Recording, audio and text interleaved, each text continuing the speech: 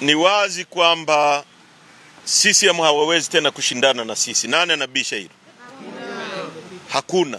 Leo Juni 24, 2025, kesi namba 8323 ya mwaka 2025 ambayo imeleta zuio la muda kwa Chama cha Demokrasia na Maendeleo Chadema kuendelea na shughuli za utendaji na operesheni imeahirishwa tena hadi Julai 10, 2025. Sababu ya kuahirishwa kwa kesi hiyo ni kutokuwepo kwa Jaji Hamidu Mwanga anayesikiliza shauri hilo, ambapo imeelezwa kuwa hana majukumu mengine. Kesi hiyo ilitarajiwa kusikilizwa leo katika Mahakama Kuu baada ya kufunguliwa na aliyekuwa makamu mwenyekiti wa Chama cha Demokrasia na Maendeleo Zanzibar, Saidi Isa Mohamed, na wenzake wawili dhidi ya baraza la wadhamini na katibu mkuu wa chama hicho. Wakili wa utetezi Hekima Mwasipu alieleza kuwa jaji hakuweza kufika mahakamani hapo kutokana na majukumu mengine. Kwa upande wake, kaimu katibu mkuu wa chama cha Chadema John Mnyika alisema kuwa walitarajia hoja ya kumtaka Jaji Mwanga kujiondoa katika kesi hiyo kama ingesikilizwa leo. Aidha, alieleza kuwa chama kinaendelea kuchukua hatua za ziada za kisheria ili kuhakikisha jaji huyo anaondolewa katika usikilizwaji wa kesi hiyo kwa msingi wa maslahi ya haki. Shauri hilo liliwasilishwa na mawakili waleta maombi wakiongozwa na wakili Gido Thomas Mfokwe, wakiomba mahakama kuweka zuio la Chama cha Demokrasia na Maendeleo hadi kesi ya msingi itakaposikilizwa rasmi. Katika madai ya msingi, waleta maombi wamedai kuwa Chadema wamekuwa wakiitenga Zanzibar katika masuala mbalimbali yakiwemo mgawanyiko wa rasilimali hasa fedha. Mara baada ya kuondoka katika mahakama hiyo, sikiliza alichokizungumza makamu mwenyekiti wa Chama cha Demokrasia na Maendeleo John Heche. Walimkamata mwenyekiti wetu, wameunda vyama vibaraka vya kutumia, walitumia baadhi ya watu tuliokuwa nao kujaribu kupasua uongozi wetu, lakini bado wanataka watumie mahakama kuzuia shughuli halali za kisiasa za kwetu, kwa sababu wao hawawezi tena kushindana na sisi. Sasa hiyo ni hatua ya mwisho kabisa ya watu walioshindwa kufanya siasa. Ukweli ni kwamba tunaungwa mkono sana kuliko kipindi chochote, na nyie mnajua.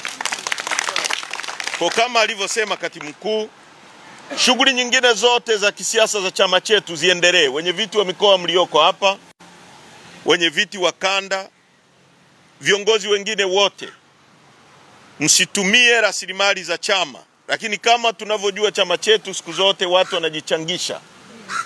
Changieni chama kwa kupitia viongozi, fanyeni vikao, zibeni mapengo, andaeni chama vizuri, na shughuli no reforms no elections ziendelee kwenye vikao na mikutano huko chini, kwa sababu waliozuiliwa kwa sasa ni katibu mkuu na bodi ya wadhamini na kutumia mali za chama. Lakini sisi wengine pia roll out ratiba yetu iendelee kama kawaida tulivyokuwa tunaendelea. Tunataka tukutane nao mtu kwa mtu, wasijifiche nyuma ya mahakama, wasijifiche nyuma ya polisi, wasijifiche nyuma ya jeshi. Waache vyombo vyetu vya ulinzi na usalama na vyombo vya mahakama vitutendee haki wote. Na tunamsihi Jaji Mwanga, hii dunia hivi vitu sio marudio, vimefanyika sana, lakini kwa kawaida haki inashinda. Wasiruhusu mahakama yetu iwe mahakama isiyoaminika, kwa sababu matendo kama haya yanaondoa imani ya watu kwa mahakama, na they are pushing us too hard. Wanatusukuma sana ili waseme tunafanya contempt, ili waseme tunadharau mahakama. Lakini nataka niwaambie, dunia imetufundisha kwamba inapobidi utadharau na utashindwa kuheshimu kitu ambacho ni dhuluma. Wakoloni walitunga sheria ya kuuza na kununua binadamu. Ilikuwa sheria halali kwa wakoloni. Kama watu wasinge defy hiyo sheria, ingekuwepo mpaka kipindi hiki. Ilikuwa ni sheria halali kwao. Wazungu wakati wa ubaguzi wa rangi makaburu wa Afrika Kusini walikuwa wanabagua watu kwa mujibu wa sheria, kwamba mtu mweusi sio binadamu. Wakatenga mpaka njia na shule kwamba hizi ni za watu weusi, hizi ni za watu weupe. Na ukivunja, ukienda kwenye shule ya watu weupe au barabara za watu weupe, wewe ni mweusi, umevunja sheria. Kilichofanyika ni nini? Wakina Mandela walidefy hizo sheria mbovu. Na sisi tukifanyiwa kitu ambacho sio halali, nataka niseme tutadefy ili tuandike historia kwamba tulikataa kuonewa katika misingi ambayo ni ya wazi na haki. Kwa hiyo kwa wanachama wetu, chama kiko imara sana, ndio maana wanatuogopa. Na tumewazidi sana. Na wanachoandaa kama uchaguzi hakiwezi kufanyika bila sisi. Hakuna legitimacy kwenye huo uchaguzi. Haipo na dunia inajua. Ndio maana hata wale vikaragosi walioundwa, shughuli zao zimekuwa ni mbili tu. Wanaita press conference wakiwa wanapokea mwanachadema. Sasa mpaka leo walisema chama kita split. Baraza kuu wameondoka watu 20. Baraza kuu lina watu 453, ni chini ya 0.something%. Mkutano mkuu wenye watu 1190 wameondoka watu 30. Sasa wameshindwa. Na hapa tulipo wanafika mwisho wa njia zao kwa sababu wamekimbia mpaka mwisho. Kwa hiyo ndugu zangu, tusiogope, tuwe imara. Sisi viongozi tuko imara na tutazungumza hivi karibuni kwa baadhi ya mambo ambayo yametokea na kuroll out program ambayo inaendelea. Lakini tuna mipango mizuri na wanachama wetu wale wote mnaotusikia kwa nchi nzima, endeleeni kufanya shughuli za chama. Vikao viendelee.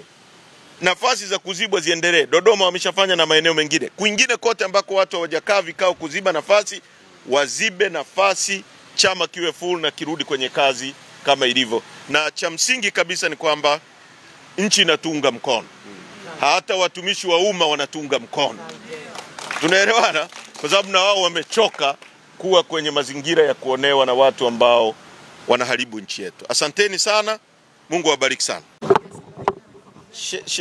Polisi wa nchi kuvunja sheria ni mara nyingi sana. Hata wamekuwa wakisema kwamba wanatoa vibali. Hakuna sheria inayosema polisi atoe vibali. Kwa jeshi la polisi ambalo kuna impunity kwenye nchi linatumiwa na wanasiasa, you expect anything kutoka kwao. Lakini amri iko wazi na inajieleza, na hata wewe ukisoma utaielewa, na hata ukiweka kwenye Google Translation itakuambia hata kama Kiingereza hujui kwamba amri inasema hivi na hivi na hivi. Kwa hiyo ni kitu ambacho kiko wazi. Kwa hiyo kwa polisi wetu kuvunja sheria, hivyo ni vitu vya wazi, na ndio maana tunataka tushinde nchi hii, tuondoe impunity hii. Mahakama zitende haki, polisi watende haki, kila mtu awe, CCM washindane wao. Wasitangulize polisi kama ngao, wasitangulize mahakama kama ngao. Ndio hicho tulichosema. Kwa hiyo polisi wanawekwa mbele kama ngao siku zote kulinda CCM ambayo imekufa completely. Asante.